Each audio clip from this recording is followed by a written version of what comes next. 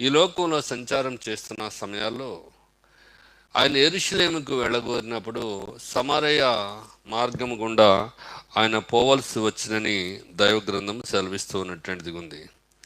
యోహాను సువార్త 4వ అధ్యాయము, యోహాను సువార్త 4వ అధ్యాయం 42వ వచనంలో 41 నుంచి, ఆయన మాటలు వినినందున ఇంకను అనేకులు నమ్మి ఆ స్త్రీని చూసి, ఇక మీదట నీవు చెప్పిన మాటను బట్టి కాక మా మట్టుకు మేము విని ఈయన నిజముగా లోకరక్షకుడని తెలుసుకొని నమ్ముచున్నామనిరి.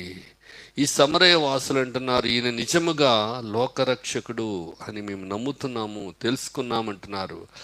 మరి నిజంగా ఈయన లోకరక్షకుడు, మరి పాపులను రక్షించడానికి వచ్చినటువంటి ఆయన, లోకాన్ని రక్షించడానికి వచ్చినటువంటి